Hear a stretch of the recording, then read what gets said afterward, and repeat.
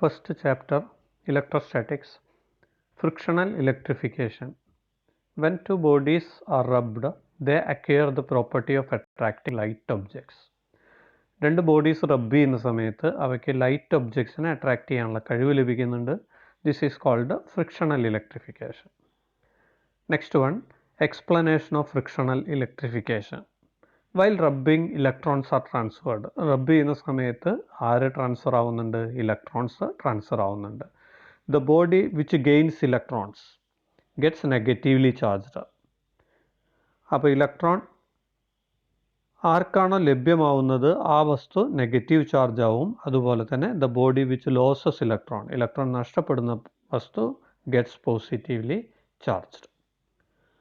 Good conductors cannot be charged by friction because charge produced on it can easily flow through it. Good കണ്ടക്ടേഴ്സിൽ എന്തുപയോഗിച്ച്? Friction ഉപയോഗിച്ച് നമുക്ക് charge ചെയ്യാൻ പറ്റില്ല. കാരണം ഫ്രിക്ഷൻ ഉപയോഗിച്ച് ചാർജ് ഉണ്ടായാൽ തന്നെ ആ ചാർജ് ഈസി ആയിട്ട് ഫ്ലോ ചെയ്ത് പോകുന്നുണ്ട്. Insulators like plastic, glass etcetera can be charged by friction because charges will stay on it. അപ്പോൾ ഇൻസുലേറ്റേഴ്സിൽ നമുക്ക് ഫ്രിക്ഷൻ ഉപയോഗിച്ച് ചാർജ് ചെയ്യാം. കാരണം ഇൻസുലേറ്റേഴ്സിൽ ആ ചാർജ് അതുപോലെ തന്നെ അവിടെ സ്റ്റേ ചെയ്യുന്നുണ്ട്. Electrostatic experiments cannot be performed in moist climate. Electrostatic എക്സ്പെരിമെൻറ്റ്സിനെ നമുക്ക് ഈർപ്പമുള്ള ക്ലൈമറ്റിൽ ചെയ്യാൻ സാധിക്കില്ല. കാരണം moist air is slightly conducting. ആ ഈർപ്പമുള്ള എയർ എന്ത് ചെയ്യുന്നുണ്ട്? സ്ലൈറ്റായിട്ട് കണ്ടക്ട് ചെയ്യുന്നുണ്ട്. അടുത്തത് നമ്മൾ പ്രോപ്പർട്ടീസ് ഓഫ് ചാർജസ് പഠിക്കുകയാണ്.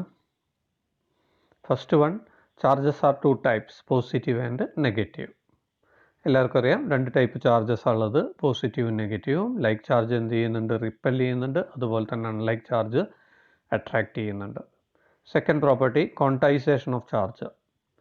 Charge on a body is integral multiple of electronic charge. ഒരു ബോഡിയുടെ മുകളിലുള്ള ചാർജ് ഇലക്ട്രോണിൻ്റെ ചാർജിൻ്റെ ഇൻറ്റഗ്രൽ മൾട്ടിപ്പിൾ ആയിരിക്കും. ഇൻറ്റഗ്രൽ മൾട്ടിപ്പിൾ എന്ന് പറഞ്ഞാൽ ഹോൾ നമ്പർ ആയിട്ടുള്ള മൾട്ടിപ്പിൾസ് ആയിരിക്കും. അതിന് നമുക്ക് ഇങ്ങനെ എഴുതാം, Q is equal to plus or minus NE. N എന്ന് പറയുന്നത് നമ്പേഴ്സാണ്, 0, 1, 2, 3 തുടങ്ങിയവ. അതുപോലെ തന്നെ E എന്ന് പറയുന്നത് ചാർജ് ഓഫ് ഇലക്ട്രോൺ ആണ്.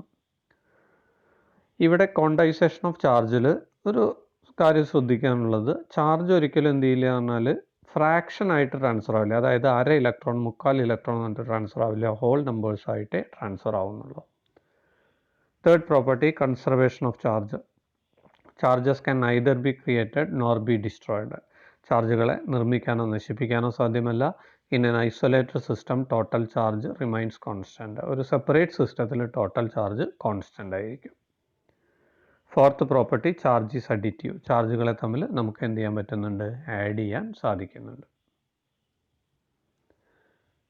അടുത്തത് ഗോൾഡ് ലീഫ് ഇലക്ട്രോസ്കോപ്പ്. എന്തിനു വേണ്ടിയിട്ടാണ് യൂസ് ചെയ്യുന്നത്? It is used to detect charge on a body. Charge detect ചെയ്യാൻ വേണ്ടിയിട്ടാണ് ഇലക്ട്രോസ്കോപ്പ് യൂസ് ചെയ്യുന്നത്. When a charged body is touched at the top of the rod. ആ ചിത്രത്തിലെ ആ റോഡിൻ്റെ ടോപ്പിലായിട്ട് ഒരു ചാർജ്ഡ് ബോഡി ടച്ച് ചെയ്ത് കഴിഞ്ഞാൽ the gold leafs will diverge. ആ താഴെയുള്ള ഗോൾഡ് ലീഫ് ഡൈവേർജ് ചെയ്യും. The degree of divergence gives the amount of charge. അത് എത്ര ആണോ അത് ഡൈവേർജ് ചെയ്യുന്നത്, ആ ഡൈവേർജ് ചെയ്യുന്നത് നോക്കിയിട്ട് നമുക്ക് എമൗണ്ട് ഓഫ് ചാർജ് മനസ്സിലാക്കാൻ സാധിക്കുന്നുണ്ട്. അടുത്ത ചാർജിങ് ബൈ ഇൻഡക്ഷൻ നോക്കാം. When an uncharged body is placed near a charged body.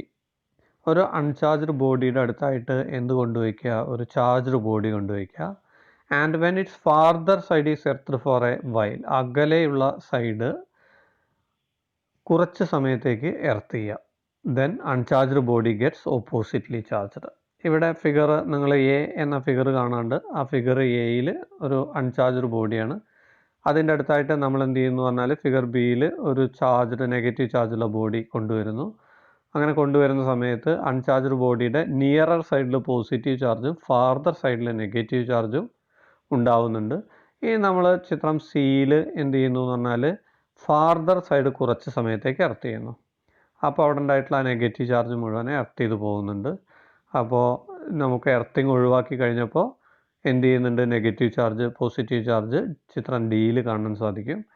നമ്മൾ എന്ത് ചെയ്യുന്നു പറഞ്ഞാൽ ആ ചാർജർ ബോഡി ഒഴിവാക്കി കഴിഞ്ഞാൽ ചിത്രം Eയിലെ പോലെ നമുക്ക് പോസിറ്റീവ് ചാർജ് എല്ലായിടത്തും സ്പ്രെഡ് ആവുന്നുണ്ട്. അടുത്തത് coulombs inverse square law in electrostatics. Force between two charges is directly proportional to product of the charges and inversely proportional to square of the distance between them. രണ്ട് charges Q1 ഉം Q2 ഉം ചിത്രത്തിൽ കാണാം. അവ തമ്മിലുള്ള അകലം R ആണ്. അവയ്ക്ക് ഇടയിൽ ഒരു ഫോഴ്സ് ഉണ്ട്. ആ ഫോഴ്സ് എന്തിന് ഡയറക്ട്ലി പ്രൊപ്പോർഷണലാണ്? പ്രൊഡക്റ്റ് ഓഫ് ദി ചാർജസിന് ഡയറക്ട്ലി പ്രൊപ്പോർഷണലാണ്. And inversely proportional to square of the distance. So we can write F proportional to Q1 Q2 by R square. A proportionality constant remove ചെയ്യാൻ നമ്മളൊരു constant ആയിട്ട് multiply ചെയ്യുന്നു. So F is equal to 1 by 4 pi epsilon 0 Q1 Q2 by R square. ഇതിൽ epsilon 0നെ നമ്മൾ വിളിക്കുന്ന പേരാണ് permittivity of free space. Epsilon 0ൻ്റെ value 8.854 into 10 raised to minus 12 coulomb square per newton metre square ആണ്. ചാർജിൻ്റെ SI unit കൂളംബാണ്. ഇനി 1 കൂളംബിനെ നമ്മൾ ഡിഫൈൻ ചെയ്യാണ്. ഇവിടെ നമുക്ക് കൂളംസ് ലോ പ്രകാരം F is equal to 1 by 4 pi epsilon 0 into Q1 Q2 by R square. ഇതിൽ Q1നും Q2നും 1 കൊടുക്കുന്നു. അതുപോലെ തന്നെ R is equal to 1 meter എന്ന് കൊടുക്കുന്നു. അപ്പോൾ നമ്മൾ equation F is equal to 1 by 4 pi epsilon 0. അതിൻ്റെ value 9 into 10 raised to 9 newton ആണ്. ഇതിൽ നിന്ന് 1 കൂളംബിനെ ഡിഫൈൻ ചെയ്യാം. 1 coulomb is that charge which when placed in free space at a distance of 1 meter from an equal and similar charge repels with a force of 9 into 10 raised 9 Newton. അതായത് ഈക്വലും സിമിലറും ആയിട്ടുള്ള ഒരു ചാർജിൽ നിന്ന് free സ്പേസിൽ 1 metre അകലെ വെച്ച് കഴിഞ്ഞാൽ 9 into 10 raised 9 newton ആണ് ഫോഴ്സ് എങ്കിൽ നമ്മൾ വെച്ചിട്ടുള്ള ചാർജ് എത്ര കുളമ്പാണ്? 1 കുളമ്പാണ്. Relative permittivity or dielectric constant. K is equal to epsilon R is equal to epsilon by epsilon 0. ഇതിൽ epsilon എന്ന് പറയുന്നത് permittivity of medium ആണ്. epsilon 0 എന്ന് പറയുന്നത് permittivity of free space ആണ്. അപ്പോൾ relative permittivity എന്ന് പറയുന്നത് ratio between permittivity of medium and permittivity of free space ആണ്. Number of electrons in 1 coulomb is equal to 1 by 1.6 into 10 raised minus 19 is equal to 6.2 into 10 raised 18 electrons ആണ്. In Coulomb's law, the force is along the line joining the two charges. അപ്പോൾ ഫോഴ്സിൻ്റെ direction എന്ന് പറയുന്നത് ആ രണ്ട് ചാർജുകളും തമ്മിൽ join ചെയ്യുന്ന ലൈനിലൂടെയാണ്. അതുകൊണ്ട് അതിനെ നമ്മൾ സെൻട്രൽ ഫോഴ്സ് എന്ന് പറയുന്നു.